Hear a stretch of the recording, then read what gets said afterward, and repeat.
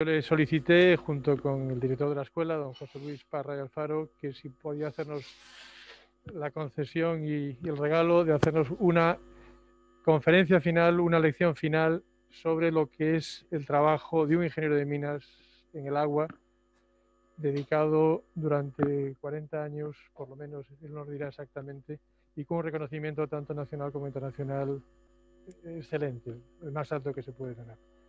Rafael, muchísimas gracias por esta oportunidad que nos has dado.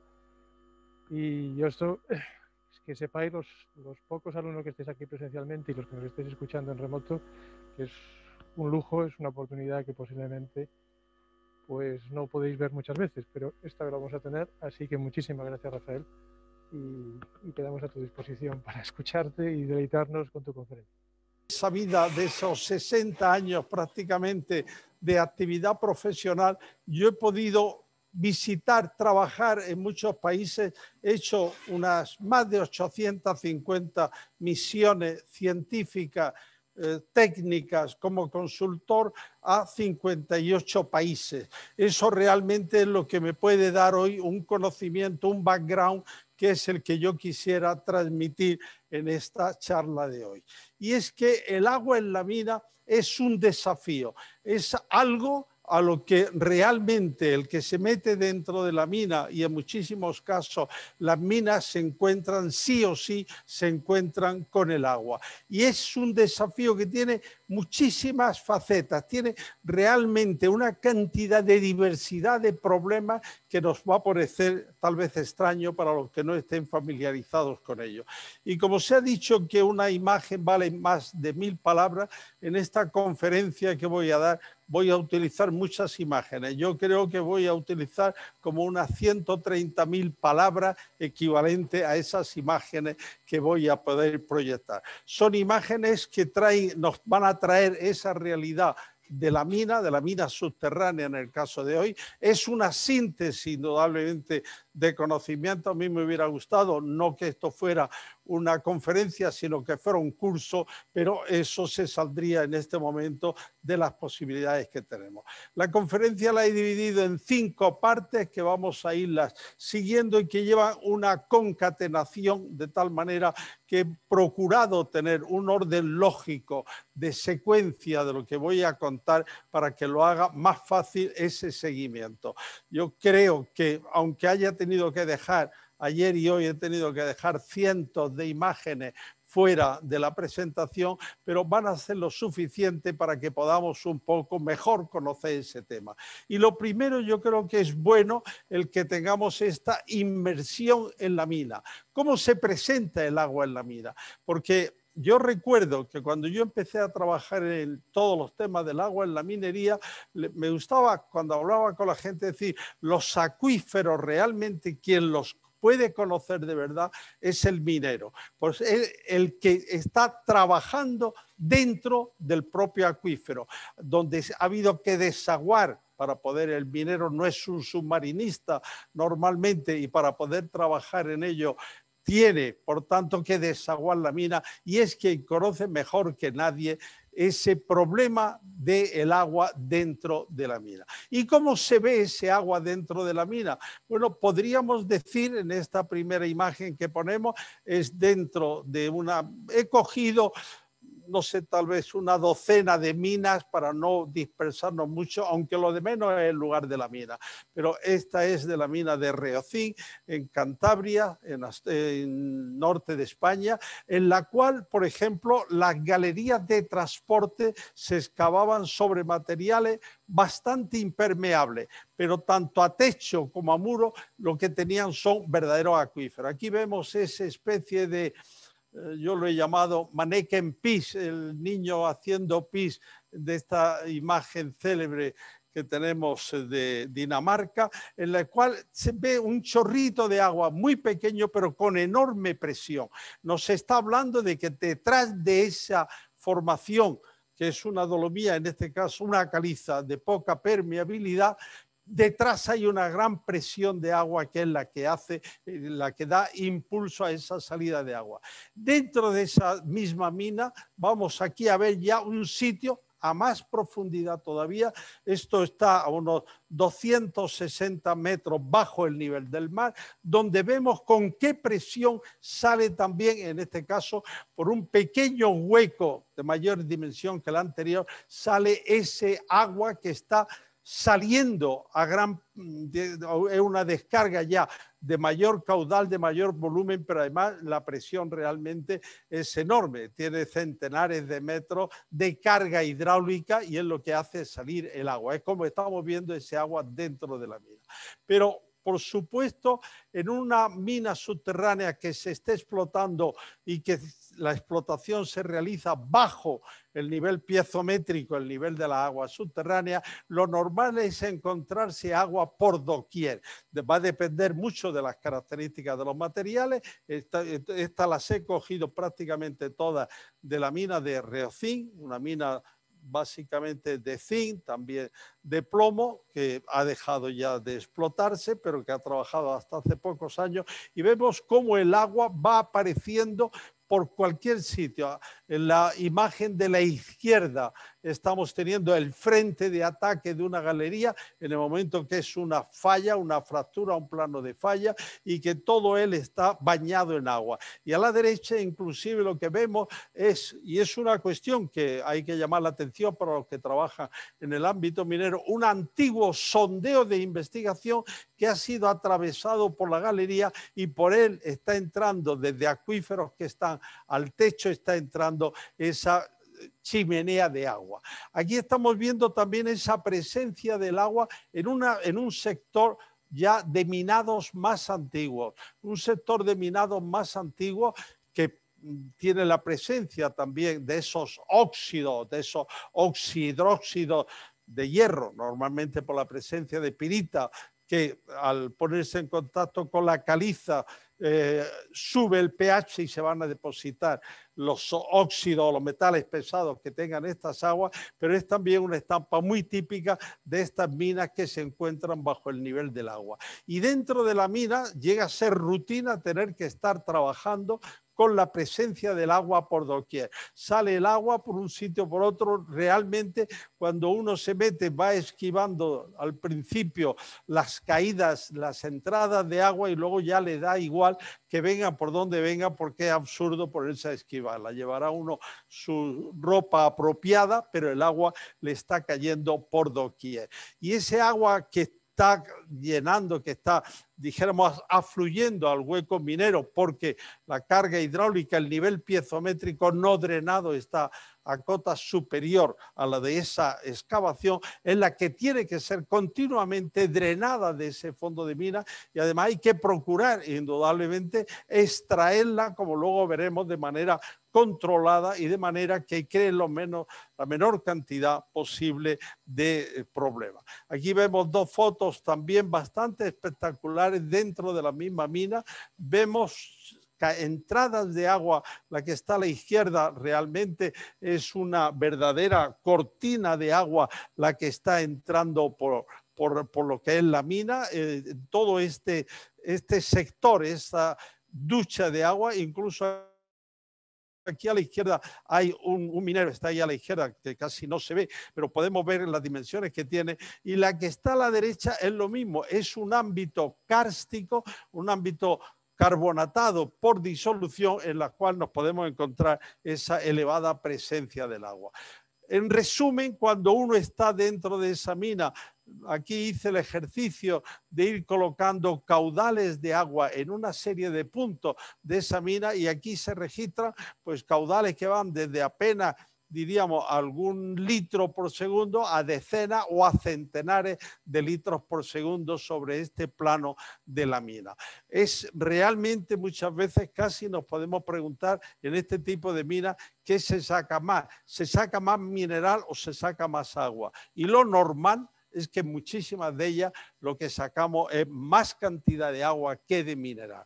Por eso el agua incluso es un valor importante en muchas de estas explotaciones por el uso que se le puede dar. esas aguas que van apareciendo en los frentes de trabajo, en las zonas de explotación, se recogen normalmente por transversales, galerías que van saliendo desde, por ejemplo, las galerías de transporte o las galerías de drenaje, y por ellas podemos ver la afluencia realmente de caudales importantes que están ahí viniendo. Y eso llega a momentos a ser terrible, porque a lo mejor después de una voladura o después de un avance podemos encontrar cantidades de agua en flujos que son impresionantes, flujos que si cuando hablamos en una mina de caudales medios, de caudales que están surgiendo mensuales o diarios, los que hay muchas veces son también caudales instantáneos. Aquí vemos esta galería totalmente ocupada por una irrupción de agua, irrupciones de agua que se pueden presentar a veces por sorpresa. Es importante precisamente llevar una investigación en avance para poder evitar la sorpresa que puede dar esto. Esta mina que estamos viendo aquí es una mina interesante, es una mina curiosa, se encuentra en Hungría, en la depresión del Transdanubio, en la mina de Tatabánya, y es una mina que se han hecho muchísimos estudios estadísticos de las grandes irrupciones de agua. Es decir, no es que sea algo casual que ocurre algún año, alguna vez, no, sino que esta casi se despierta uno todos los días con que hay irrupciones de agua en algún lugar. Pero es una mina que también luego haré algún comentario de ella con respecto a este agua. Es una mina en un ámbito calizo, karstificado también, suelen ser los que tienen mayor riesgo en este sentido, y es una mina que explota también algo que aparentemente es extraño. Explota simultáneamente carbón y bauxita. El carbón como un depósito sedimentario dentro de las formaciones geológicas que están atravesadas, a las que tiene acceso la mina, pero la bauxita también como un mineral, vamos a decir, de residuos de disolución de una caliza que tiene cantidad de alúmina y que, tal como aparece hoy día, pues da grandes bolsadas que son explotables. Y muchas veces el problema grave es de tal magnitud que puede llegar la mina a quedarse completamente inundada. Y yo he visto minas que se han inundado, minas de grandes dimensiones, en 3-4 días, en una semana se ha inundado y el agua incluso saliendo por la boca, depende de la morfología que tenga la mina. Indudablemente el agua no es el vecino agradable, es un vecino molesto, mal encarado. El agua, para muchos hidrogeólogos, encontrar agua es una gran fuente de satisfacción, pero indudablemente para un minero llega a no serlo. Repito, es un vecino al que hay que tratar de evitar y al que hay que tenerle mucho respeto y del que hay que tratar de conseguir que moleste lo menos posible. Una vez que ya hemos visto este ámbito en el cual se está dentro de la mina, este ámbito del agua y en el contexto de la mina, vamos a ver también otro aspecto que es interesante, y es las interrelaciones que hay entre lo que es minería o yacimientos minerales e hidrogeología, porque van muchas veces completamente acompañados. Y yo me he encontrado en muchas ocasiones con que las personas más interesadas de las investigaciones hidrogeológicas que estaban haciendo eran precisamente los que explotaban la mina, porque hay muchas guías hidrogeológicas que pueden ayudar a la explotación de la mina, pueden ayudar a conocer con qué criterios o con qué, dijéramos, sobre qué base se distribuye la mineralización, porque hay muchos minerales que son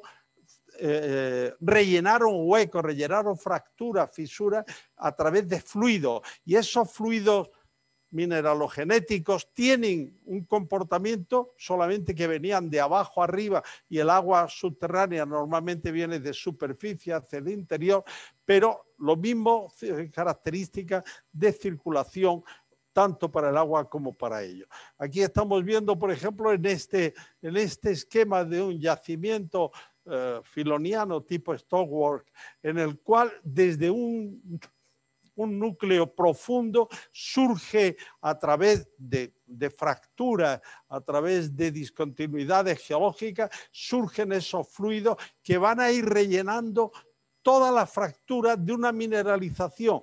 Y claro, donde hay fracturas hay mineralización, pero donde hay fracturas también tenemos circulación de agua. Por eso hay ese paralelismo muchas veces entre los dos aspectos, el aspecto hidrológico y el aspecto metalogenético, el aspecto de yacimiento desde el punto de vista de la creación de ese criadero.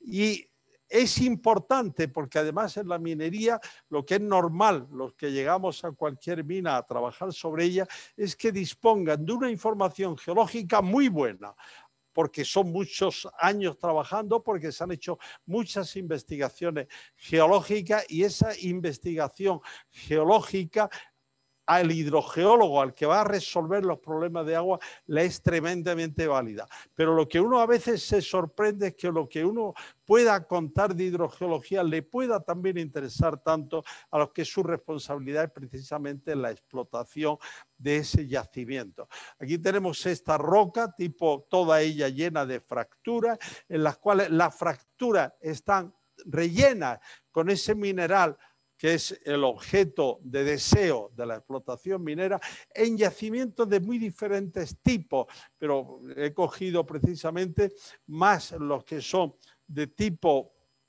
de génesis profunda hidrotermal, porque esos han ido ocupando esa fractura y son los que se relacionan. Y siguiendo un poco esa historia, en esta imagen estamos viendo dentro de la roca una fractura normal, en la cual dijéramos por los procesos, sobre todo procesos de compresión y de distensión, se abre, y cuando esa fractura en el terreno la hemos tenido abierta en distintos periodos a lo largo de la historia geológica, lo normal que va a ocurrir es que esa fractura haya podido recibir esos fluidos hidrotermales. Han venido desde el magma profundo y ahí es donde van esas mineralizaciones de componentes muy diversas, que van a rellenar esa fractura y se van a quedar ahí como ese mineral que va a ser nuestro objeto de deseo. Pero también es cierto que a favor de esa misma fractura también circula el agua. Por tanto, y hay minas que ya ahora contaré, incluso la presencia de agua al minero le sirve para saber que hay posibilidad de mineral. Porque cuando hay agua es que hay fracturas por las que ha circulado el agua, pero antes muchas veces ha circulado también el fluido hidrotermal que ha servido precisamente para crear ese yacimiento, ese criadero mineral. Otro tipo también de génesis de estos yacimientos son los que en la literatura inglesa se conocen con el roll front, son avances de mineralizaciones a través realmente de un material que sea permeable. En esta imagen que estamos viendo aquí, lo que está en la parte central, esos materiales que aparecen en verde, son una roca porosa y al venir, en este caso es de una mineralización de uranio, el uranio va a ir migrando igual a través de los poros, en este caso no de la fractura, pero de los poros de la roca, y va a ir avanzando. Primero avanzarán las formaciones, vamos a decir, que son reductoras, los sulfuros normalmente, y después ya por el propio agua se pueden crear condiciones oxidantes y pasar a otro tipo de la mineralización, a lo mejor pasar de un sulfuro, a lo mejor a un carbonato. Pero toda esa banda que estamos viendo aquí, verde, que se mineraliza porque es permeable. Y al ser permeable quiere decir que el agua va a circular lo mismo que en su momento lo que circuló fue precisamente la mineralización.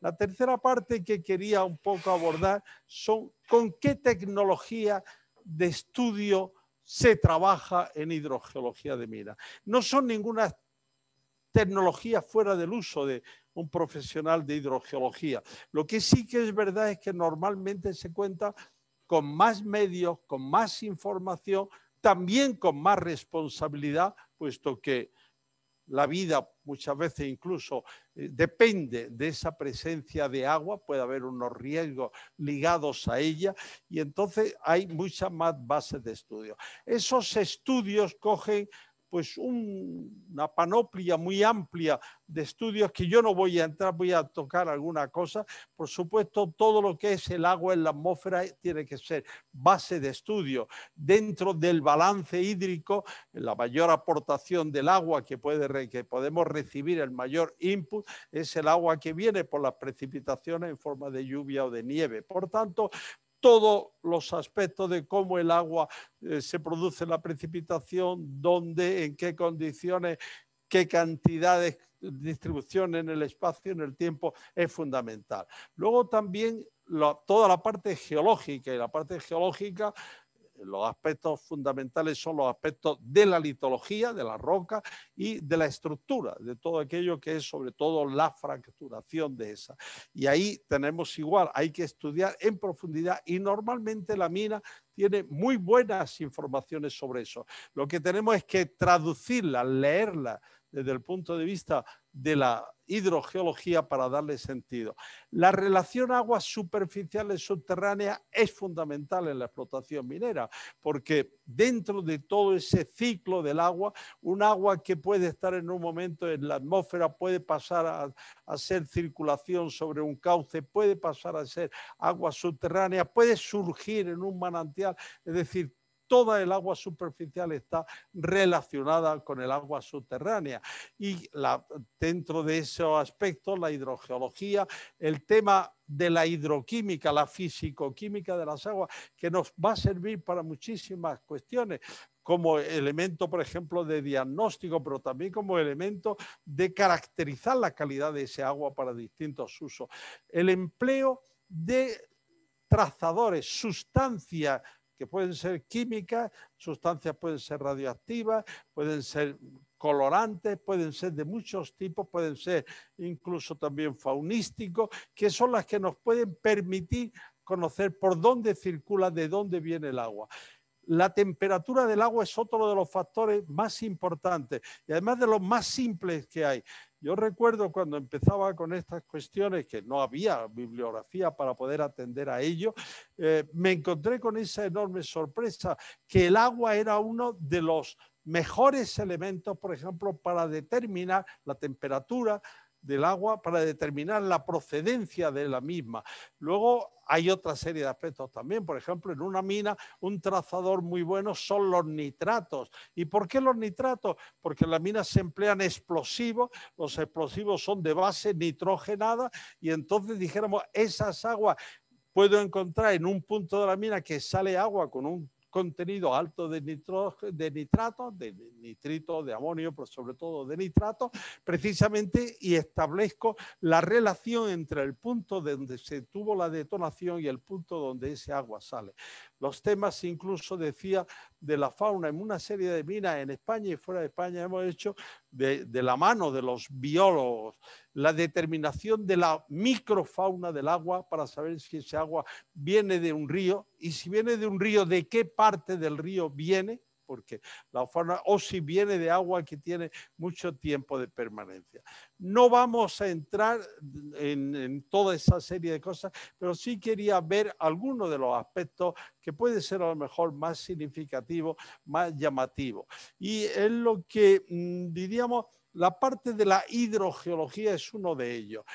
Sin una buena geología, sin un buen conocimiento del contexto litológico estructural, poco podemos saber de aquello. Aquí he cogido el plano geológico de esa mina. Ya digo, he cogido, podía haber puesto centenares de casos, pero he cogido pocos ejemplos para podernos centrar.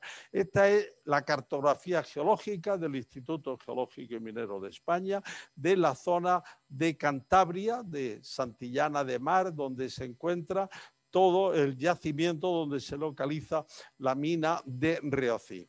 Esa mina de Reocín está constituida por una formación geológica, el Gargasiense, dentro del Cretácico.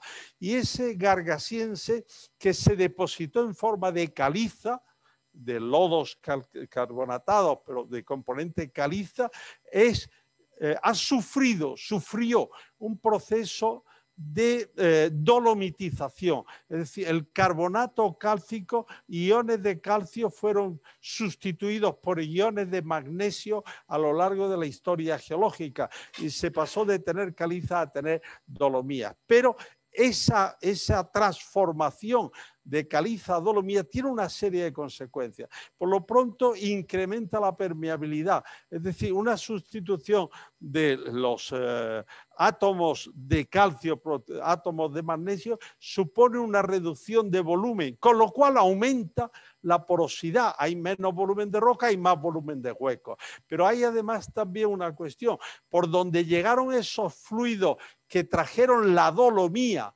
o que trajeron el magnesio para transformar la caliza en dolomía, también por ahí vinieron luego los fluidos mineralizadores, aquellos que trajeron el zinc o que trajeron el plomo, de tal manera que hay la relación, repito, de esa génesis con la presencia del agua.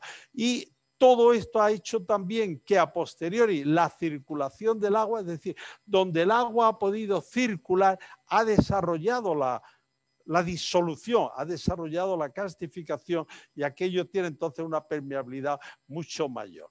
El proceso de dolomitización, estamos aquí viendo una lámina delgada al microscopio, todo lo que se ve ahí en negro realmente son huecos, la roca que al principio era completamente compacta está ahí ya con una serie de poros por los cuales el agua puede circular. Y entonces nos encontramos con que esos testigos del sondeo, por ejemplo, se pueden calcificar, se pueden disolver y tenemos estas formas de cavidades dentro, no solamente en la mina que la vemos, sino ya los propios testigos de las perforaciones de sondeo nos dan esa calcificación de esa dolomía calcificada porque se pudo calcificar por los flujos de agua. Y hay también la formación de brechas, la brecha sobre todo porque esas calizas originalmente eran arrecifes coralinos, cuando en el mar del Cretácico y en las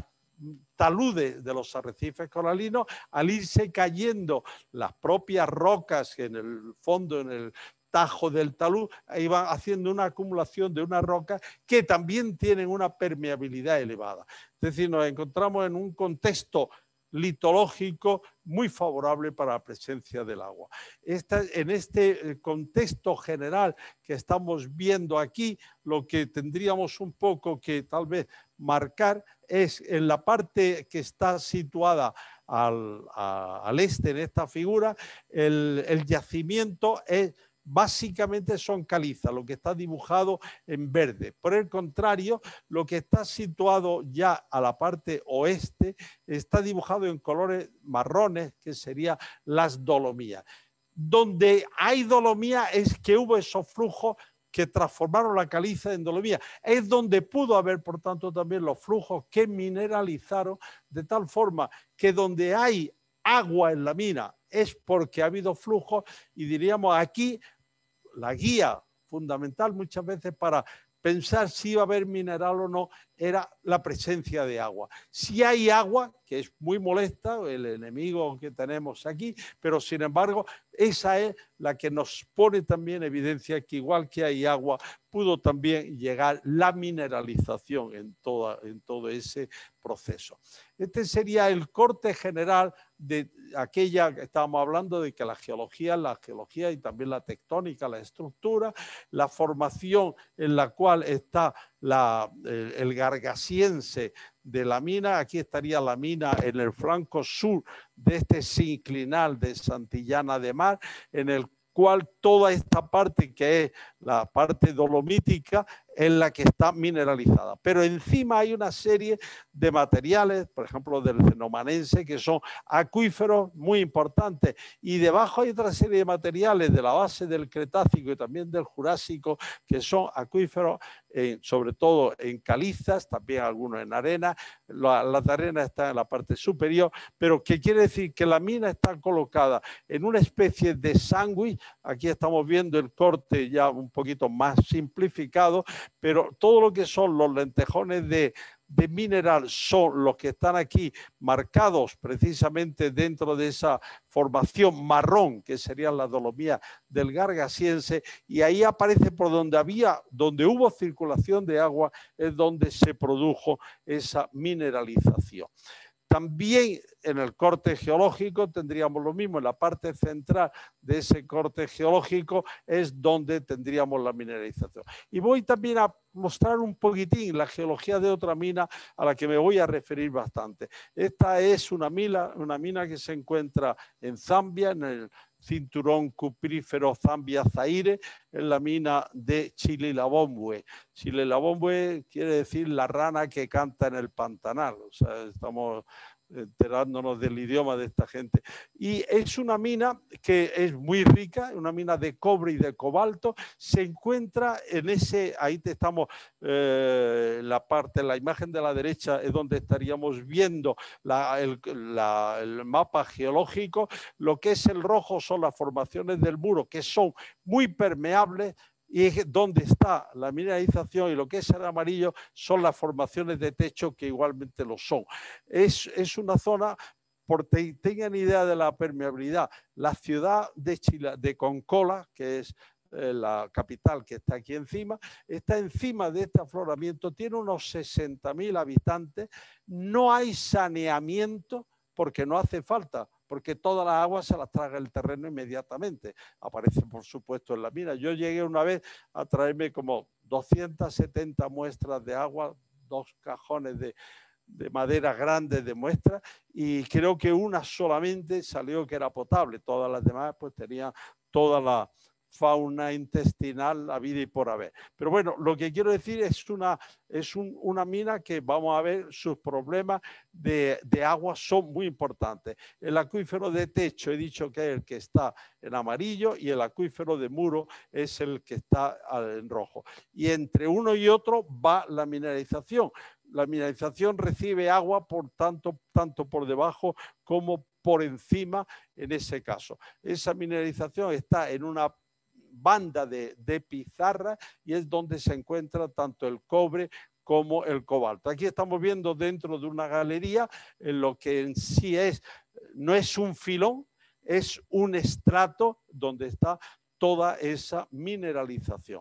En esta zona hay muchísimas otras minas, algunas muy importantes. Esta es la más profunda, está, luego lo veremos, a un poco más de 1000 metros, y ahora se pasa a 1600 metros de profundidad en la explotación. Pero esos colores son los que me da el cobre y los que da el cobalto. Y estaríamos en la zona central de aquí, es donde tendríamos esta parte marrón que está marcada, que estoy siguiendo con el cursor, es precisamente la mineralización, con todos los acuíferos de techo y todos los acuíferos de muro.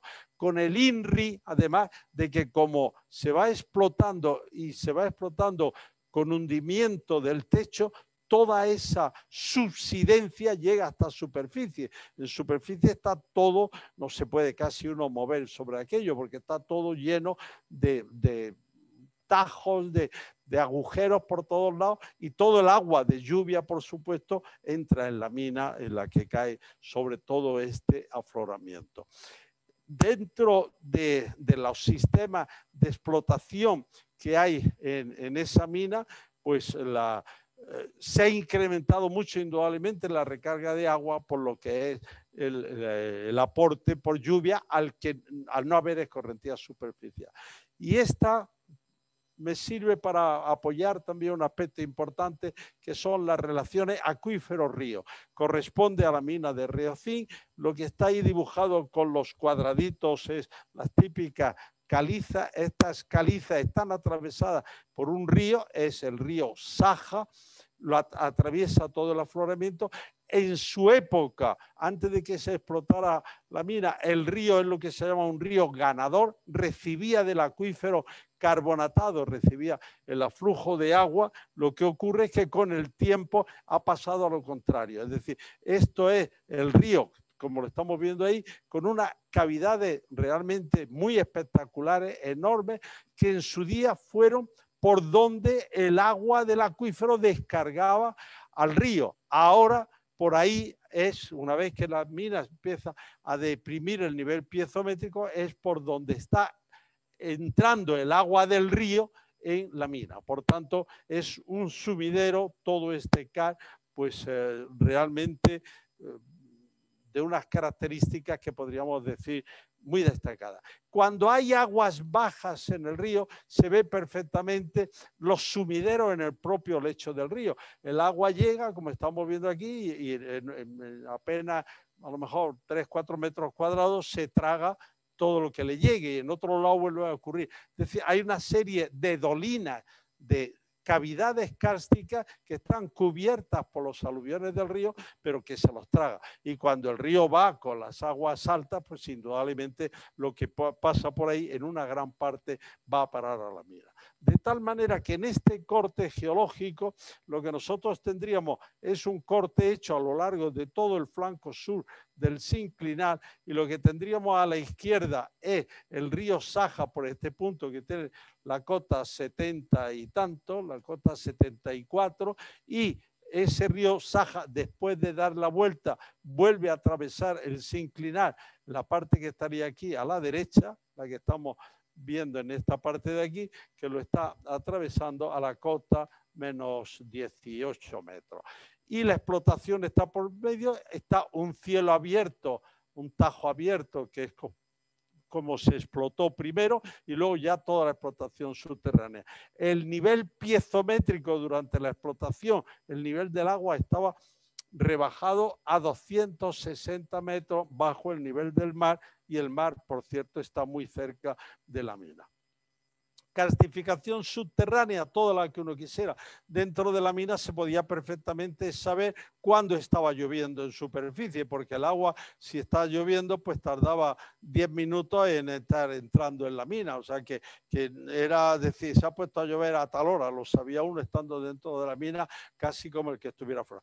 Había incluso muchas galerías que eran visitables, se podían explorar dentro de esta mina subterránea, porque estaban, dijéramos, formadas por un agua que se cargaba desde el acuífero, desde la cota 70, pasaba del agua del río al acuífero y salía luego en la cota 18 en la parte de aguas abajo. Entonces existía un flujo dentro, un flujo natural dentro de la mina, que con el tiempo, al drenar la mina, pues quedó drenado. La cuarta parte que quería desarrollar es precisamente qué se puede actuar, cómo se puede actuar o qué se debe de hacer para controlar el agua de mina. Y hay algo que yo lo llamé de esta manera hace muchos años, y como soy el más viejo de la tribu, pues se quedó con el nombre que le puse, pero son el drenaje preventivo en avance. Eso que en inglés se quedó ya acuñado con ese nombre, pues se lo puse hace muchos años. En la minería lo que tenemos es que ese agua tratamos de sacarla de la mejor calidad posible para darle incluso usos y que no sea un agua contaminada. Y eso, la mejor manera de poderlo hacer es sacando el agua antes de que llegue a la mina. Aparte de que nos da mucha más seguridad de cara al trabajo que se está haciendo, porque no estamos metidos dentro del agua, estamos sacando un agua que el agua no se entera que la estamos sacando para explotar una mina. Es el agua de un acuífero que la estamos explotando, la estamos sacando para rebajar, para abatir el nivel piezométrico, pero que no tiene, dijéramos, para ella es un agua que sale. Entonces, ese drenaje preventivo en avance permite sacar muchas veces agua que pueda servir no solamente para dar abastecimiento a los usos que la propia explotación, la propia industria minera va a requerir, sino también para luego veremos algún ejemplo, para poder suministrar de agua a otra serie de necesidades que existen en el entorno. Y eso es muy importante y eso cada día además ha tomado mayor predicamento, cada día hay mayor necesidad de hacerlo y hay tecnologías para poderlo hacer. Entonces, esas tecnologías que estamos diciendo de drenaje en avance son las que se pueden hacer. ¿Cuáles son las otras tecnologías o complementarias con ellas con las cuales vamos un poco a tratar de ver? Bueno, una cuestión es, ya hemos visto esa relación que existe entre los ríos y la mina. Bueno, pues impermeabilizar aquellos cauces de los ríos que puedan estar causando un problema de infiltración. El impermeabilizarlos o el desviarlos, que también se hace, si estuviéramos hablando también de minería a cielo abierto, podríamos contar casos muy espectaculares de desvíos de cauce para poder explotar porque el yacimiento está por debajo de ellos.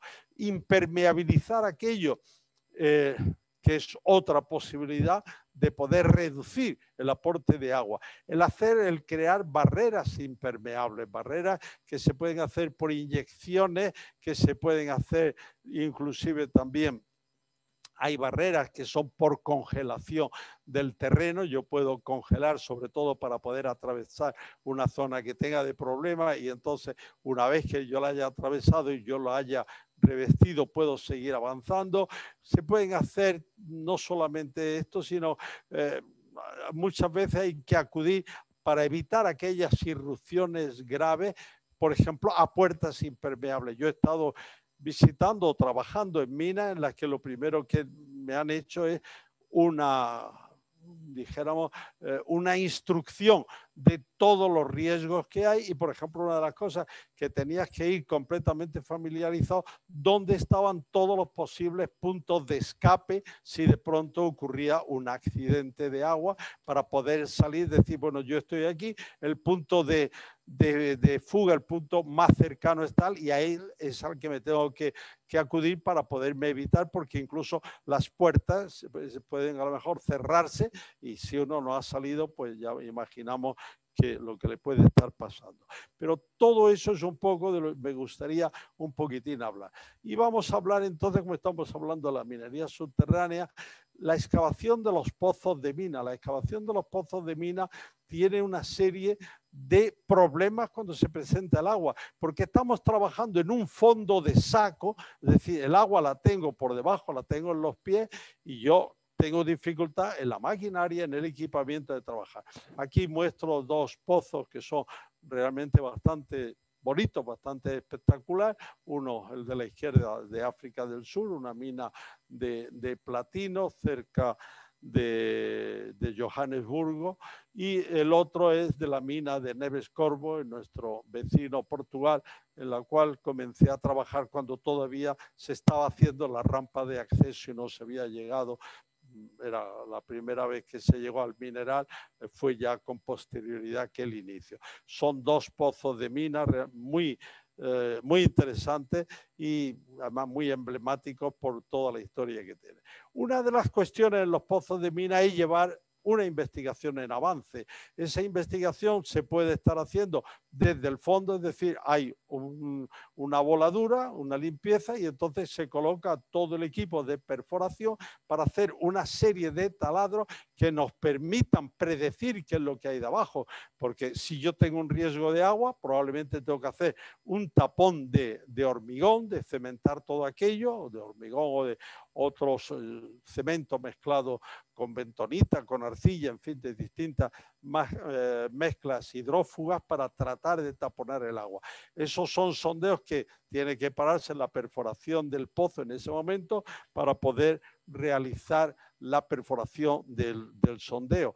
Esos sondeos, por otra parte, lo que se hace no es que vayan todos paralelos, dijéramos, al eje del pozo, sino que van inclinados con objeto de tratar de localizar cualquier fractura que exista. Es decir, si tenemos una fractura que va a ser atravesada por el pozo, pues si hacemos los sondeos inclinados, tenemos más probabilidad de que no se nos escape esa fractura que puede llevar el agua, así lo hiciéramos verticales y podíamos estar, porque la fractura abierta en profundidad, en las minas o en cualquier condiciones, las más abiertas son las subverticales, las otras por un problema no, por una circunstancia de la propia peso, la isostasia de todo el material rocoso está más cerrada, pero las más verticales están las más abiertas. Por tanto, hay que hacer, los sondeos se hacen inclinados para ese reconocimiento,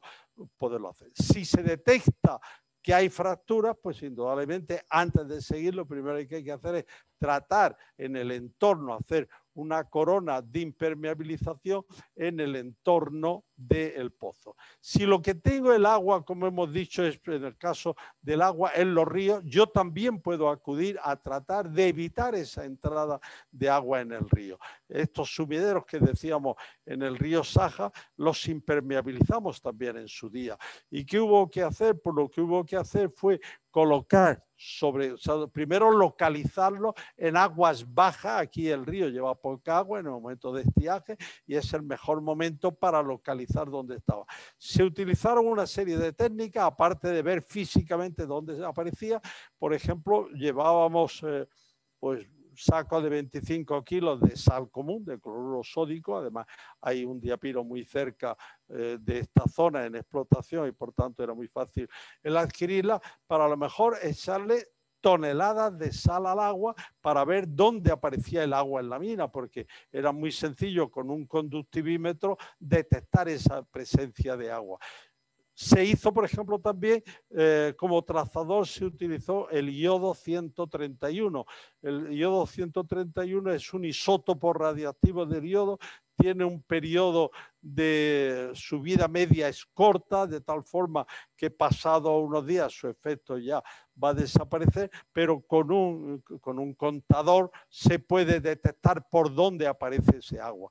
Se hizo y fue aquí también muy eficaz, como comentaba antes, estudios de la microfauna de ese agua para poder detectar de qué río venía. Teníamos dos ríos, el río Saja y el río Besaya, saber de cuál de ellos venía, y dentro del río se localizó en superficie, haciendo bombeo en las propias arenas, en las gravas, se bombeaba agua y los especialistas determinaban todo el catálogo de fauna, de microfauna que había, y entonces había aspectos diferenciales que permitieron saber de qué sitio venía. Localizados aquellos sumideros más importantes, realmente lo que ya entonces se hizo dentro de ellos, con geofísica también se aplicó bastante para hacer el procedimiento que se llama el MIS a la masa, el puesta a la masa, para ver ese conductor que estábamos metiendo, que era el agua salina, cómo se distribuía en profundidad, hacia dónde se podía dirigir. Y finalmente, con todo ello, pues cuando se localizaba uno de estos sumideros, se hacía una plataforma sobre él, como estamos viendo aquí, unos camiones para poder sobre esa plataforma realizar una serie de sondeos de perforaciones subverticales para, una vez que habíamos definido dónde estaba el sumidero, es ponerle el tapón al botellón. O sea, lo que se pretendía era cerrar toda la periferia con sondeos de inyección que permitieran cerrar y que el agua no entrara dentro de eso. Además, eso, como es lógico, una fábrica aquí, no una fábrica, pero vamos, toda la instalación para hacer la cementación, se utilizó el propio polvo ya de la explotación de los materiales finos para estas inyecciones, mezclados con cemento y bentonita para inyectar. Y se estaba midiendo continuamente en una serie de piezómetros colocados dentro y fuera de ese agujero, de esa sima por donde el agua, que no la veíamos, pero que el agua se estaba colando, para ver en qué momento se había conseguido impermeabilizar. Es decir, midiendo los niveles, prácticamente el nivel del río estaba coincidiendo con el nivel del acuífero, pero en el momento que se cerraba, pues bruscamente bajaba el nivel del acuífero. Era la confirmación de que se había conseguido impermeabilizar todo esto. dolinas que estaban en los bordes del río, como esta que estamos viendo aquí. El río está al fondo en la foto de la izquierda, pero la dolina en el aluvión es la que tenemos ahí, pues sencillamente se hicieron represas en el río para evitar que entrara el agua, y era realmente espectacular porque se construía la represa y la dolina se quedaba seca, pero vamos, en cuestiones de... Yo esta en concreto no la pude fotografiar, bajar, porque había ido a comer, y mientras comía, que se terminó de construir la presita que se estaba haciendo, se quedó completamente seca, es decir, la absorción de agua, y con todo eso se consiguió mucho quitar. En otra mina que la traigo aquí, también ya la he mencionado antes, pero es la mina de Neves Corvo, que está en el Alentejo, en Portugal, sur de Portugal. Es una mina que sobre ella discurre un río, el río o la ribera de Oeiras. Y esta ribera de Oeiras que estamos viendo ahí es una ribera que pasa por encima del yacimiento. El yacimiento está, vemos detrás las instalaciones de la mina, pero está a uno y otro lado. Y ese yacimiento que está a uno y otro lado, lo que era perfectamente observable cuando el agua circulaba tranquila, es estos remolinos dentro de la propia superficie del agua que detectaban perfectamente que debajo de aquello había un sitio que el agua se colaba e iba a la mina. De tal manera que se podía hacer una cierta cartografía con esto. Se hizo en época de verano, este río queda seco, se hizo geofísica y lo que se detectó es que había muchísimas posibilidades de sumidero. Entonces, lo que se pensaba es que era inyectar para cementarlo. Se pensó que no era probablemente la solución, primero por la cantidad que había y porque era difícil saber que todos quedaban impermeabilizados. Y entonces la solución que se adoptó fue una solución, en este caso, cada caso aquí no se puede hacer fotocopia para llevar la solución de un sitio a otro, ver cuál era más apropiada. En el estiaje en verano se impermeabilizó todo el lecho del río en unos, yo creo recordar, 4 o 5 kilómetros sobre la mina. Ahí estamos viendo, se repasó primero, pues para tener alguna superficie cómoda, se le colocó su mallazo de hierro, se echó el cemento y se impermeabilizó el lecho del río durante la época de verano. De tal forma que cuando llegaban las lluvias, nosotros teníamos el lecho perfectamente encauzado y el agua ya no se filtraba.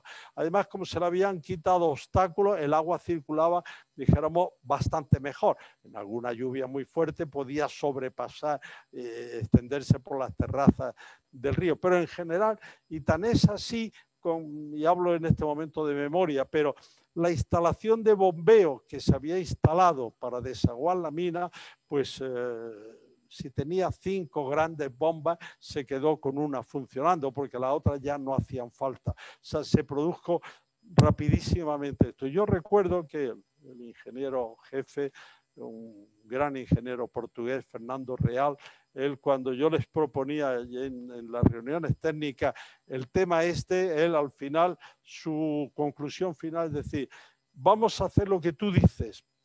Si sale y es un suceso, es un éxito lo que estás proponiendo, aquí puedes venir cuando quieras, esta es tu casa. Como salga más, piérdete que te encontraremos.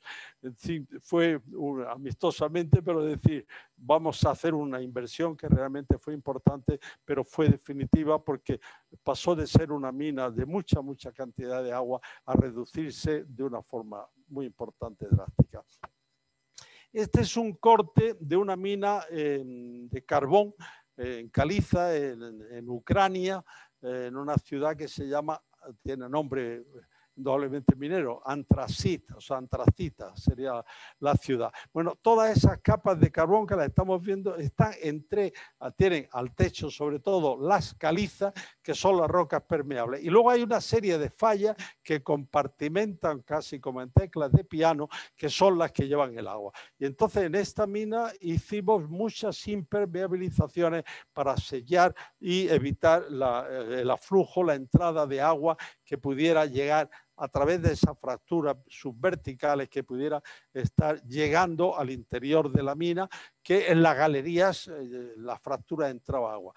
Indudablemente hubo que montar toda, casi no digo una instalación cementera para poder inyectar y tratar todo aquello, con una característica que a mí la primera vez que la utilicé, y fue en este caso aquí, pues me llamó un poco la atención. Era la idea que yo me hacía es que había que inyectar mucho cemento, y la idea que ellos tenían era la inyección había que hacerla con poco cemento y mucha arcilla. Es decir, no se buscaba consolidar la roca, sino lo que se buscaba era impermeabilizarla. Entonces, la cantidad de cemento, y hablo de memoria, pero podemos pensar que a lo mejor era del orden de un 10%, aditivos un 3, 4, un 5%, y el resto era arcilla. Lo más bentonítica posible, porque la bentonita tiene unas propiedades muy interesantes, que es la tisotropía, que entonces la arcilla, la bentonita que está, dijéramos, en el agua, en agitación, está en estado coloidal, pero cuando deja de estar agitada se deposita esa bentonita, y eso es esa propiedad que digo, la tisotropía.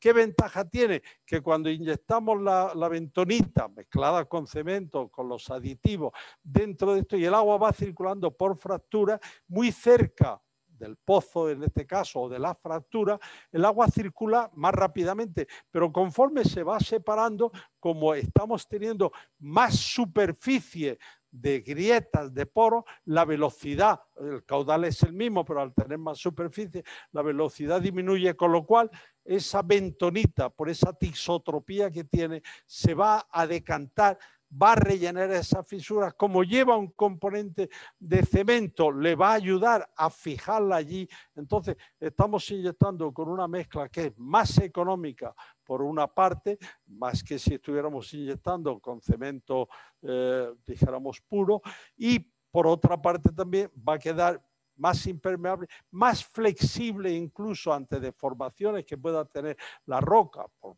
propios movimientos del terreno, por la explotación, por el hueco minero. O sea, tiene una serie de características favorables. Aquí estamos viendo, aquí me llamaba la atención porque en concreto, esta foto pues puede tener 40 años o más tal vez.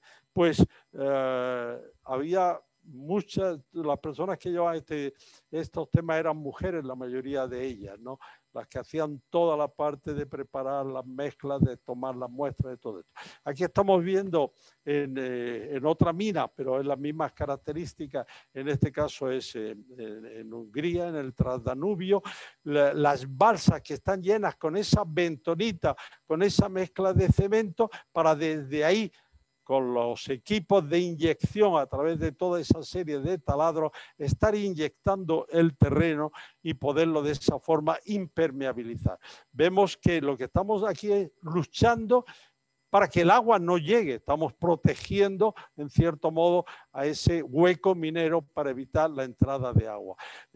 No es una feria de máquinas de sondeo, es precisamente la impermeabilización, y tengo fotos de muchos lugares que realmente casi parece que aquello es una fábrica o una exposición, una feria de máquinas de perforación, pero repito, porque en este caso además es una mina bastante profunda, esta que se encuentra en la ciudad de Antrasit, y que ha habido que impermeabilizar muchos de esos planos de fractura para evitar con ello el acceso de agua.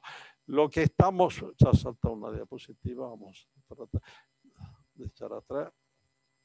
Al final, cuando se ha inyectado todo eso, una de las cosas que se hace normalmente, aquí lo estamos viendo, la foto de la izquierda, lo que estamos viendo es la cabeza de perforación del sondeo para poder hacer sondeo con distinta inclinación. De tal forma que si la zona, por ejemplo, a inyectar aquí podía estar 700, 800 metros, al perforar se utiliza a lo mejor desde esa máquina de sondeo los 400, 500 metros comunes para luego empezar a hacer desvíos y hacer, que es lo que está representado aquí en la foto del centro, de cada centro, de cada máquina de sondeo, se hacen una serie de sondeos que se van dirigiendo para no tener que perforar esos 500 metros superiores, aprovecharlo y entonces hacerle el desvío y poder llegar a las distintas zonas. Y al final, esto es la foto que estoy mostrando aquí, en la que tomo dentro de la galería. Ahí es una fractura totalmente cementada dentro de una galería de mina. Cuando la galería de mina llega a ella, se la encuentra con que aquella fractura que podía ser el camino del acceso de agua, realmente esa fractura no está presentando problemas porque se ha tratado, porque se ha impermeabilizado.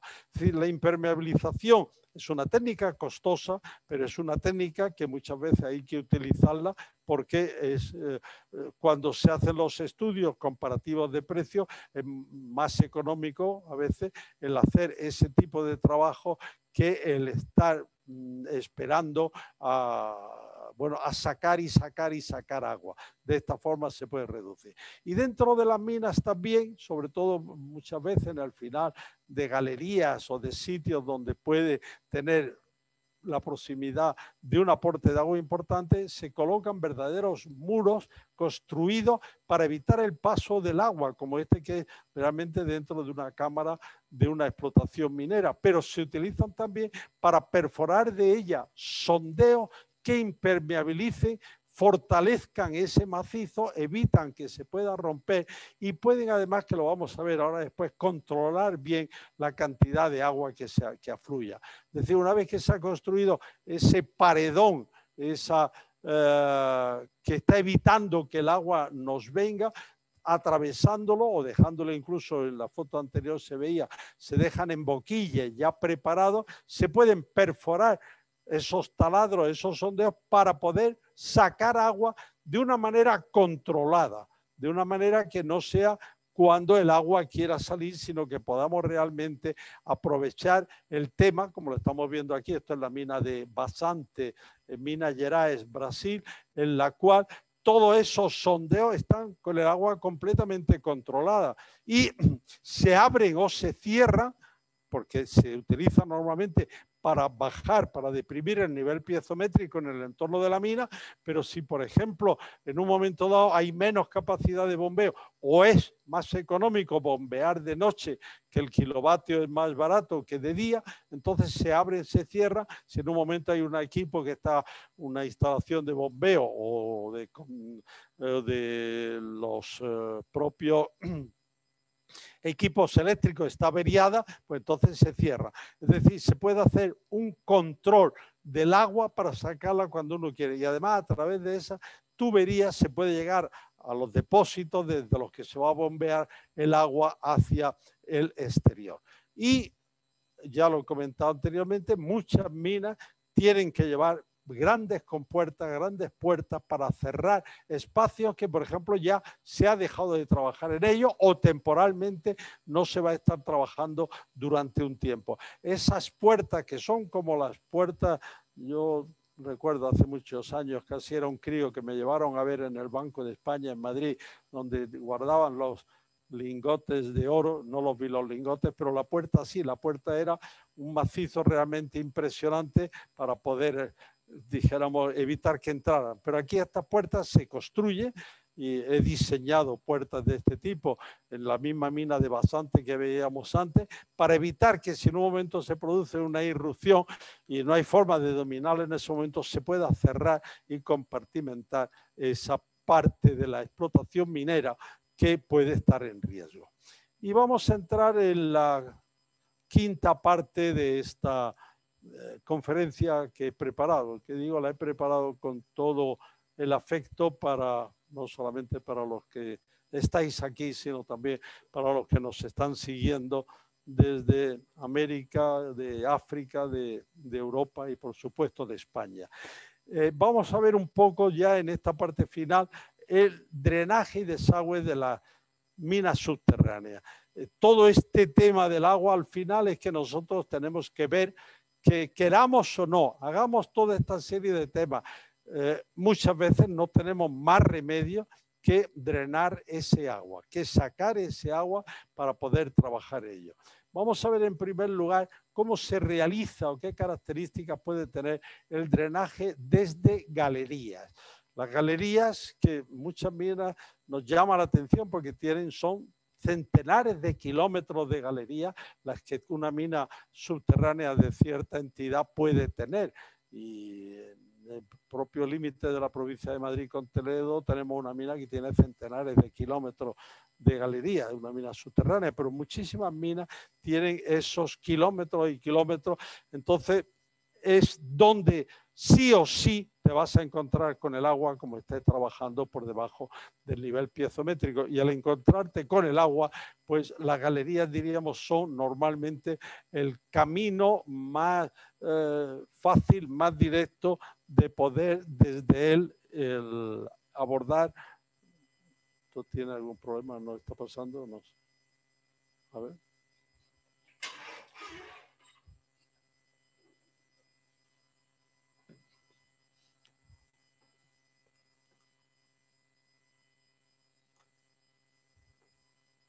Gracias. Bueno, cuando se hace lo que se llama una mina de montaña, es decir, cuando el yacimiento de lo que fuera vamos a explotar está en una zona bajo una montaña, indudablemente el drenaje, al menos hasta la cota razonablemente de base de la montaña, es relativamente fácil porque emboquillar una galería y ese va a ser el socavón de drenaje por el cual vamos a drenar todas estas aguas, van a salir por gravedad, no vamos a tener un consumo energético y va a facilitar. Eso, dijéramos, es una característica ventajosa, pero desde el momento cero o del momento menos no sé cuánto, tenemos también que tener en cuenta que ese agua va a seguir saliendo o va a costar mucho más trabajo el frenar su salida una vez que terminamos la explotación. Y desde el punto de vista de afecciones, desde el punto de vista de calidad del agua, de contaminación que se pueda producir por oxidación, por ejemplo, de metales pesados, es importante. Aquí estamos viendo de una mina en León, una mina de carbón en la cual el agua sale, repito, por esa galería de base. Las explotaciones mineras están por encima de esa cota y, por tanto, con ese drenaje se puede trabajar con el agua saliendo por su propio pie y no hay un mayor problema. Esto inclusive, por ejemplo, en otro trabajo que no deja de ser, es un trabajo minero, pero que es la construcción de túneles, estamos, no sé, que no se estará mal de pila, a lo mejor, ¿no crees? Mira. No sé. Que son, por ejemplo, en la construcción de túneles, pues también muchos túneles, sobre todo los túneles carreteros, los túneles ferroviarios, en muchas ocasiones lo que hacen es atravesar un macizo montañoso y en ese atravesar es donde se van a encontrar una serie de acuíferos. Y hay minas, el distrito de minero de Linares en España, de toda esta serie de minas de cientos y cientos de minas que se ha explotado de plomo argentífero dentro de ellas, se han drenado a través de socavones. Son grandes, profundas, largas galerías que están drenando todo aquel sistema y que el agua sale por su propio peso, sale por gravedad por la boca. Estos túneles, los que estoy diciendo, por ejemplo, de la zona de Jaén, de Linares, son ahora mismo utilizados por la agricultura porque los regantes sacan este agua, la utilizan para su riego y hay muchos lugares donde, repito, esto es normal. Hay otras ocasiones que, como es lógico, la mina se encuentra a niveles que están por debajo del nivel del suelo y entonces esto nos vale para las partes superiores, pero no nos va a valer para las partes que estén a cotas más profundas. Y entonces, acudiendo a aquello que estaba mencionando al principio del drenaje preventivo en avance, vamos primero a hablar del drenaje preventivo en avance desde superficie del terreno para luego hablar de ese drenaje subterráneo. El drenaje preventivo en avance más normal, vamos a decir, es el que cualquier hidrogeólogo conoce bien. Es la realización de pozos, de sondeos que van a permitir sacar el agua de ese sistema acuífero, abatir el nivel, hacer un conoide de descenso, un conoid de abatimiento, y entonces no con un sondeo. Conozco minas que tienen centenares de sondeos de bombeo para rebajar el nivel piezométrico. Minas subterráneas, pero sobre todo minas a cielo abierto que tienen un cordón perimetral de sondeo que están bajando para poder mantener ese sondeo, ese nivel abatido. Y repito, las técnicas son las de perforación de esos sondeos de mayor o menor diámetro para poder desde ellos rebajar el nivel piezométrico y sacar este agua. Y si lo hacemos a una distancia adecuada de la mina, yo estaré sacando el agua del acuífero, pero dijéramos, antes de que ese agua se pueda poner o se haya puesto en contacto con la atmósfera o se haya puesto en contacto con lo que es el hueco minero, de tal forma que voy a ganar mucho en la calidad de ese agua drenada y por consiguiente en la posibilidad de empleo para distintos usos. La maquinaria que se emplea es maquinaria, vamos a decir, normal de perforación para estos sondeos de mayor o menor diámetro. Se puede hacer perforación normalmente con herramientas tipo los triconos para los diámetros adecuados. Estamos hablando de diámetros que tienen que permitir colocar bombas que muchas veces pueden incluso extraer caudales superiores a lo mejor a los decenas de litros por segundo, incluso a las centenas de litros por segundo, y entonces esos son los que se diseñan para abatir. Todo esto se acompaña normalmente también de modelos numéricos, modelos matemáticos para poder determinar, para poder pronosticar, diagnosticar dónde están los mejores emplazamientos, cuál es la mejor dijéramos, rebajamiento que podemos hacer para tener la zona que queremos explotar, tenerla drenada. Aquí estamos viendo sondeos que tienen realmente diámetros muy grandes en algunos casos.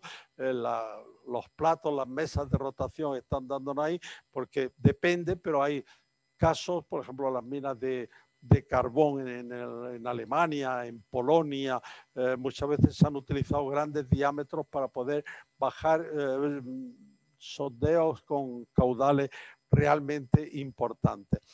Las tuberías ocurre igual, aquí llevamos todo el sistema de intubación requerido como si estuviéramos hablando de una operación sencillamente, una operación hidrogeológica de sacar agua para cualquier otro menester, solamente que aquí el menester fundamental es la depresión de ese nivel piezométrico y lo llevamos por tanto bien con tuberías filtro de los distintos tipos que hay o tuberías ciegas, combinando, haciendo la disposición adecuada para que esos sondeos puedan estar funcionando en condiciones idóneas.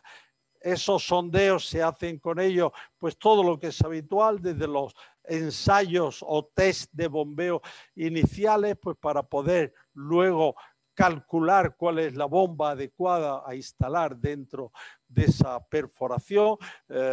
Hay que hacer sondeos escalonados para ir además aumentando la permeabilidad, limpiándola. Aquí vemos el agua que tiene una cierta turbidez para poder ir aumentando la permeabilidad sobre la base de sacar esos materiales finos que están en el propio acuífero, sea por infractura, sea en materiales granulares, materiales detríticos, y poder entonces luego hacer todo el tema del estudio de las curvas para determinar, repito, la característica de las bombas. Voy a referirme a un caso que lo conozco bien, es Livnica, está está en Bosnia y Herzegovina, la antigua Yugoslavia. Es un sinclinal en el cual hay una serie de capas de carbón, son las que están marcadas dentro de este mapa con esas líneas un poco rojizas, los afloramientos de las mismas, mientras que los amarillos son formaciones detríticas. Es decir, el carbón está entre formaciones arenosas, que son las que indudablemente llevan el agua, pero para la explotación, pues si lo vemos esto en un bloque diagrama, ahí estarían identificadas dos de esas capas de carbón. En la parte superior lo que tenemos es el nivel piezométrico, que estaría en esta línea que va por la parte superior prácticamente horizontal, y luego la realización de una serie de sondeos en avance, es decir, antes de que llegue la explotación ahí, se van haciendo, ahora veremos algún plano con la situación de los sondeos para drenar el agua de tal forma que la explotación que va a venir detrás, aquí se explota por cámaras y pilares, pues va a quedar seca. Y entre los sondeos de explotación, como es lógico, se llevan también una serie de sondeos piezométricos para controlar cómo va el avance de esa, cómo va evolucionando en el espacio y en el tiempo el descenso del nivel piezométrico. Aquí estamos viendo esos puntos rojos gruesos, son los sondeos de drenaje, y los puntos azules más pequeños, lo que son los piezómetros. Vemos que tenemos ahí la explotación va avanzando del norte para el sur. Se ve ahí en el plano, hay dos galerías, una galería a cada nivel, una galería de transporte y otra galería de explotación, y se va avanzando, pero se lleva ese drenaje preventivo en avance, sacando agua que es de calidad, no tiene problema de ninguna clase. Esto, por favor, no sé. ¿Qué le doy aquí?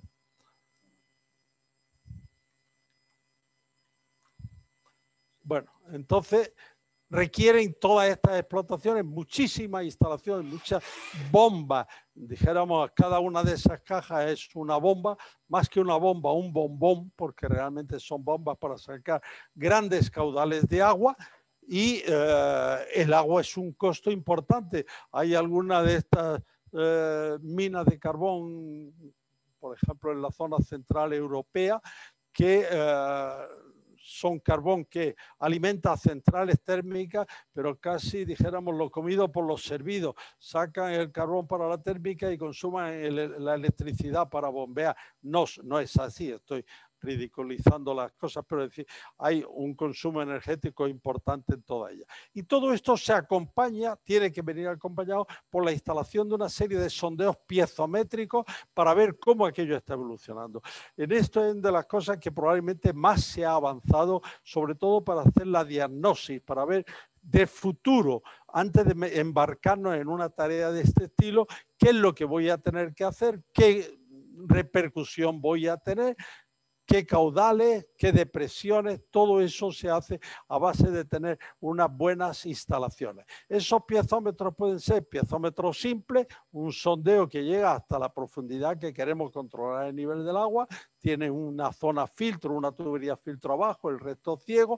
Puede haber piezómetros que sean, aquí hay dos piezómetros muy próximos uno a otro, pero a distinta profundidad, porque muchas veces estamos en formaciones, lo que se llama formaciones multicapa, hay distintos lechos acuíferos y por tanto tenemos que controlar cada uno de ellos para ver la repercusión que pueden tener, o incluso aquí tenemos un piezómetro múltiple que dentro de una misma perforación se han colocado una serie de tubos piezométricos a distintas profundidades para poder sacar la piezometría de todo un conjunto, en este caso con bastantes capas de acuíferas o ese sistema que estaba mencionando multicapa. A veces estos sondeos inclusive son artesianos, están a presión. El sondeo que estamos viendo a la izquierda es un sondeo que tiene puesto, vemos en la parte superior, un manómetro. Aquí en ese sondeo yo no voy a medir a qué profundidad está el nivel del agua. Voy a ver qué presión tiene el agua, porque el agua a lo mejor estaría 10 metros o lo que fuera por encima del terreno. El de la derecha se ha abierto la llave de paso de ese mismo sondeo y entonces, como es lógico, incluso se pueden hacer ensayos de bombeo en este tipo de piezómetros artesianos, pues viendo el caudal y la presión que nos marca el manómetro, y entonces estamos realmente haciendo las curvas de caudal descenso, aunque en este caso el descenso realmente es sobre una carga piezométrica que está por encima del terreno. Toda esta información cada día ahora incluso ya se simplifica mucho más con los data logger, se va registrando de tal forma que uno llega y la puede descargar y tener lecturas cada 10 minutos, por ejemplo, y puede entonces llegar ya a unas precisiones muy grandes de cuáles son los efectos de los bombeos, cómo está repercutiendo la lluvia, o sea, cómo está repercutiendo el drenaje, todo eso, porque lo podemos tener. Aquí estamos viendo de una mina en el País Vasco, en Guipúzcoa, la mina de La Troya, en el cual lo que se ha representado en este diagrama, las barras, es la pluviometría, la lluvia diaria de esos días, y arriba lo que tenemos son 3 piezómetros, uno que está más profundo y otros 2 que están casi superficiales, en los que vemos, por ejemplo, cómo la lluvia que se acumula ahí en unos determinados días hace que suba los niveles piezométricos. Diríamos la intercomunicación, hemos dicho, del agua atmosférica, en este caso con el agua subterránea. O este es igual, es una evolución de unos sondeos en los cuales tenemos un primer periodo en el cual aquí, en el sondeo, que el primer periodo está representando lo que sería el descenso de nivel durante el bombeo, se deja de bombear y los niveles suben, se inicia otra etapa de bombeo y los sondeos bajan y finalmente, cuando estamos ya en la parte más derecha de la curva, se deja de bombear y se recupera. Es decir, tenemos una de esos 3 piezómetros que veíamos antes, estamos viendo cuál es su comportamiento frente, en este caso, al drenaje. De todo esto hay que sacar muchas conclusiones y al final, desde luego, una de las conclusiones más importantes es ver cómo se deprime este es un mapa de isodescenso, cuánto ha bajado el nivel piezométrico en todo este entorno. El drenaje también se puede hacer desde el interior. Ese drenaje, esta es la mina que habíamos mencionado, la mina de Chile, la Bombue, en Zambia, en Konkola, en la cual hay muchas galerías de drenaje. Se llevan galerías en esta mina, la explotación se lleva con unas galerías que son las galerías de transporte, como esta que estamos viendo aquí, el nivel a 950 metros de profundidad. No son cotas, sino es bajo el terreno cuántos metros estamos. Y al mismo tiempo que se excava la galería de transporte, no, anticipadamente ella se va excavando otra galería de drenaje, pues 4 o 5 metros, 6 metros a cotas más bajas, de tal manera que la de drenaje es la que va a recoger todo el agua. Esta sería la galería de drenaje y encima, a una distancia de algunos metros, va la otra que está seca. Todo el agua se está sacando por esa galería para que no afecte a todos los trabajos y a toda la explotación minera. Aquí estamos viendo esa galería.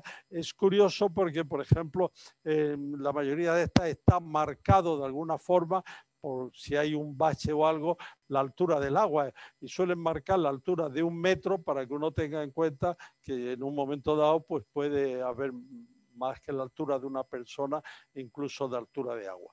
¿Cómo se puede drenar desde interior? Pues se puede drenar desde esas galerías que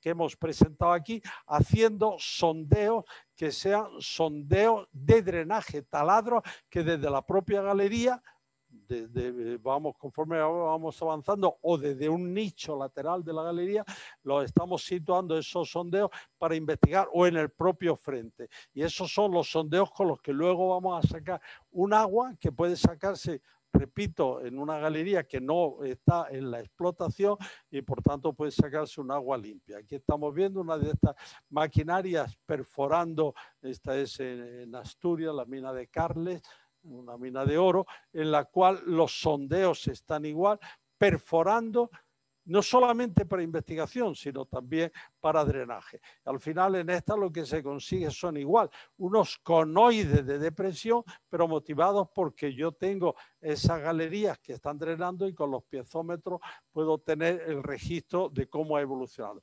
Igual que veíamos en la superficie, pues aquí podemos ver en este diagrama, la parte de abajo, las barras son las precipitaciones mensuales en este caso, y cómo los niveles piezométricos van bajando por efecto de ese drenaje, para poder tener toda la información de dónde voy a tener seca, aquellas zonas que la piezometría lo tengan drenado, o donde tengo que acelerar el drenaje para poder ir y trabajar en buenas condiciones. En este es un corte vertical de esa mina de Concola, del pozo número 1, en el cual lo que tenemos son una serie de galerías desde el pozo 1 que van drenando antes de que llegue la explotación.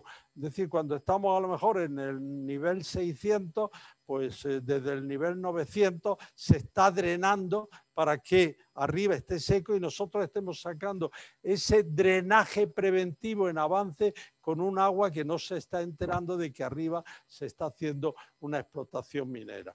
Esos sondeos, aquí estamos viendo, realmente cuando te metes dentro de aquello dices, mejor me hubiera traído una cámara fotográfica de submarinista que no una máquina que tienes agua por todos los sitios. Estamos viendo esos sondeos se construyen para poderlos cerrar idealmente o abrir en función de si yo tengo necesidad de ello o no. Aquí tenemos uno de estos transversales de esta mina en el cual tenemos sondeos controlados y sondeos, ahí en el centro hay uno incontrolado. ¿Qué se dice incontrolado? Que no lo consigo cerrar.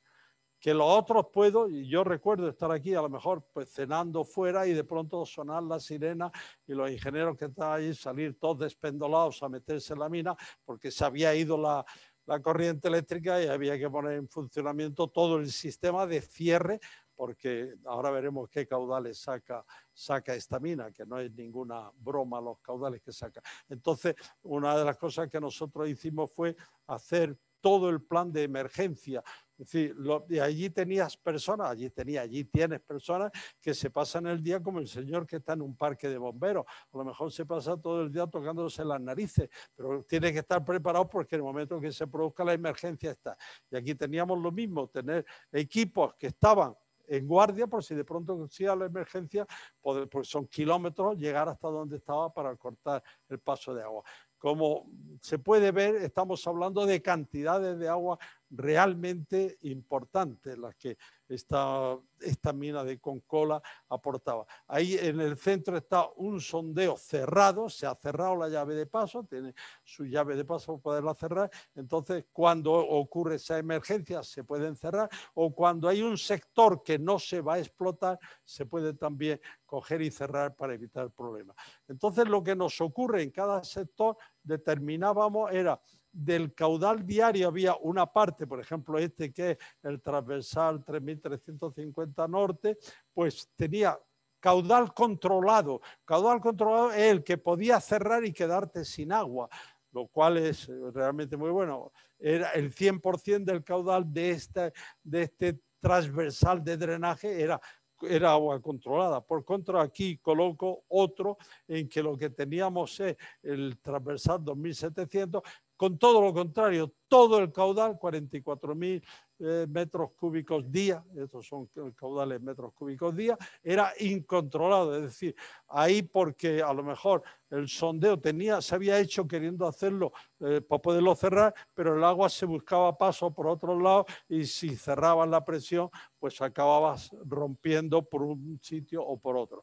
Y dentro de esta mina, por ejemplo, este es un socavón, un transversal enfocado no hacia los materiales de techo, sino hacia los materiales de muro, que dijimos que también son un acuífero importante, en el cual con las válvulas abiertas daba 45.000 metros cúbicos día, pero con las válvulas cerradas lo que realmente daba era 0 metros cúbicos día.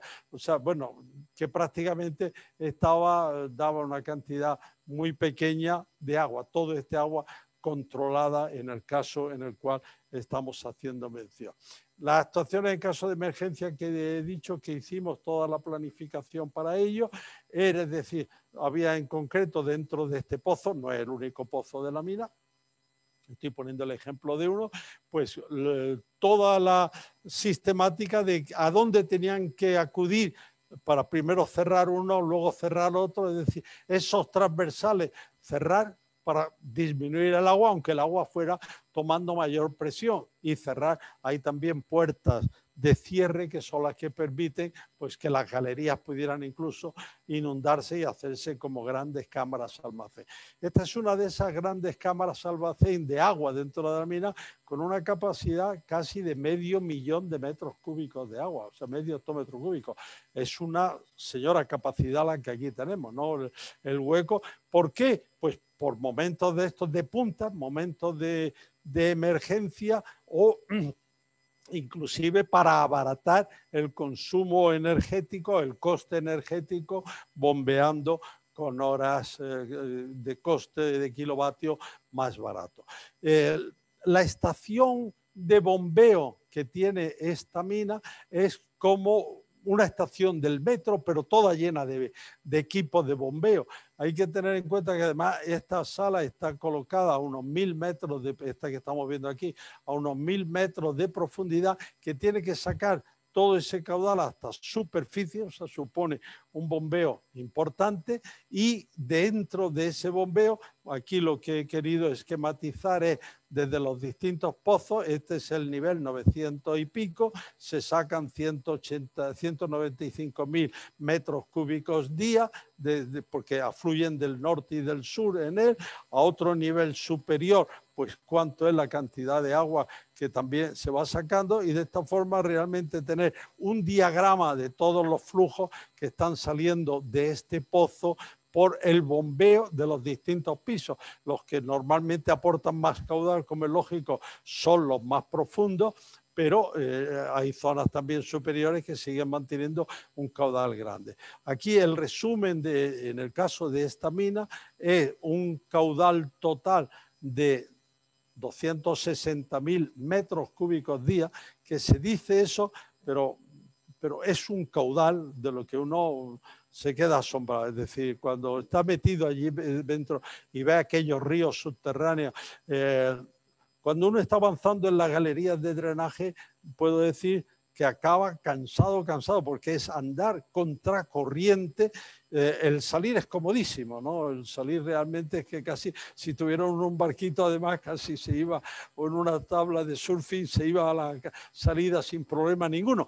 Pero son caudales, estamos hablando de cantidades de agua inmensa los que da este agua, en los que da esta mina, porque además, como he dicho, no solamente en lo que el acuífero, que es un acuífero de características muy permeables, de una gran extensión, sino que es que dentro de toda la zona de la ciudad se filtra agua. Hay un campo de golf que lo hicieron los ingleses hace bastante tiempo, y que los hoyos, pues en algunos quisieron tener agua, y el agua en poquísimo la han podido retener, porque todo lo que coloques de agua se va inmediatamente dentro. En algunos incluso había algún hipopótamo y cosas de estas, que si se te iba la pelota allí, mejor es olvidarle que se te iba, o cocodrilos también, ¿no? Y este es en porcentaje lo mismo, es decir, en este caso lo que tenemos, qué cantidad de agua es controlada y cuánto es incontrolada. Y en la que es incontrolada es la que, aunque yo cierre, tengo que tenerla en cuenta, no puedo escaparme de la influencia que ese agua va a poder tener. Este es uno de los ríos que sale de la mina. El río Lubengele es un río muy importante de esta zona, y son afluentes que van al río, pero que el agua que llevan es el agua de drenaje de los pozos de la mina. Y repito que estamos hablando de cifras muy importantes. Hay una cosa curiosa, y es una anécdota. Una vez en uno de estos ríos yo me encontré que había una serie de jovencitos, de casi niños, bañándose. Yo dije, bueno, pero todo este agua es contaminada y es el agua de la mina y tal y cual. Me dijeron, pero aquí no hay cocodrilos. Es decir, los cocodrilos no estaban porque el agua estaba contaminada, lo cual era el sitio ideal para bañarse, porque no había cocodrilos. Lo digo como anécdota curiosa realmente de este tema. Esta es la descarga de ese pozo número 1. Arriba estamos viendo a un que me está tomando una muestra de agua, pero vemos esa tubería debe tener unos 2 metros de diámetro, y lo que vemos que sale en el pozo número 1, pues es una cantidad de agua realmente de mucho respeto. Estamos hablando de que esta mina es de las minas de mayor caudal de agua en el mundo. Esta es la sala de bombas de la mina de Riocín, de la mina que hemos comentado también en España. Las 4 primeras bombas, cada una de esas es de 500 litros por segundo. Son bombas verticales para sacar el agua en impulsión directamente hasta superficie. Y luego las 2 últimas que hay son de 250 litros por segundo. Y en este caso, además, luego comentaremos, el agua no se ha estado desperdiciando. Bueno, aquí lo que estamos viendo son el agua, tiene un problema en muchas de estas minas, es que como la mina va bajando, yo tengo una estación de bombeo a un determinado nivel, pero luego tengo que hacer otra estación de bombeo más profunda cuando la mina está más profunda. Entonces voy haciendo saltos de bombeo hasta que llega un momento en que es más económico renovar las tuberías y poner un bombeo que la pérdida energética que tiene toda ese salto de que estamos teniendo. Aquí la tubería final de salida, y he marcado ahí con un círculo para que se vea el tamaño de la tubería a una persona que está ahí detrás de la tubería. Es decir, son tuberías por las que la mina de Riocín ha sido la mina de España con mayor aporte de agua en los momentos finales, antes de que ya cerrara, estaba dando por encima de los 1.200 litros de agua por segundo, que si en lugar de estar en Cantabria esa mina estuviera, por ejemplo, no sé, en Almería, pues indudablemente el valor que tendría ese agua hubiera sido algo inconmensurable, ¿no? Aquí estamos viendo la evolución de la mina, la evolución igual. En este hidrograma están abajo las precipitaciones, estas barras en negro, y arriba la evolución de los caudales. Lo normal de una mina es que cada vez va a sacar más agua, porque cada vez va a ir a más profundidad o cada vez se va a extender. No va a ser una cosa estática, va a seguir avanzando, va a subir. Esta tenía unos 30 y tantos litros de media de incremento litros por segundo por año de explotación, y en esa parte, repito, final con 1.200. Hay una bajada aquí muy fuerte en un momento dado en la curva que se ve aquí en este punto que quiero un poco identificar aquí. Esta bajada fue el día de Nochebuena de ese año. Hubo un hundimiento dentro de la mina, se pararon las bombas, dejó de bombear, por eso hay esa bajada de caudal, hasta que pudieron reponer las bombas que se habían estropeado, y entonces hay un incremento a posteriori en el bombeo.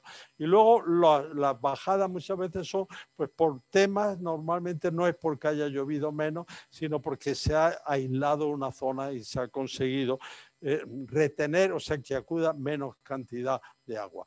Con este agua, ¿qué se ha estado haciendo durante la explotación de la mina? Pues muy sencillo, este agua no se ha, dijéramos, desperdiciado, no se ha tirado, no se ha desaprovechado, sino que se ha utilizado primero para todos los requerimientos de la mina, todas las necesidades de esa explotación. En segundo lugar, también para abastecimiento de grandes industrias. En ese valle está, no sé, Firestone, o hay fábricas también cementeras, o sea, hay una serie de instalaciones que se han estado alimentando con el agua de la propia mina. Y luego para incluso mantener el caudal ecológico, porque con aquellas pérdidas que decíamos del río a la mina, pues en la época de estiaje había mucha menos cantidad de agua en la mina y era repuesta por la explotación minera. Este es el caudal total de agua bombeada de la mina, esos 1.200 litros de agua por segundo. Y cuando uno muchas veces en estas minas, la mina de Concola, ve esta curva de la relación del agua bombeada al mineral extraído, metros cúbicos de agua a toneladas, pues realmente, primero, estamos viendo una cosa que regularmente va a incrementar.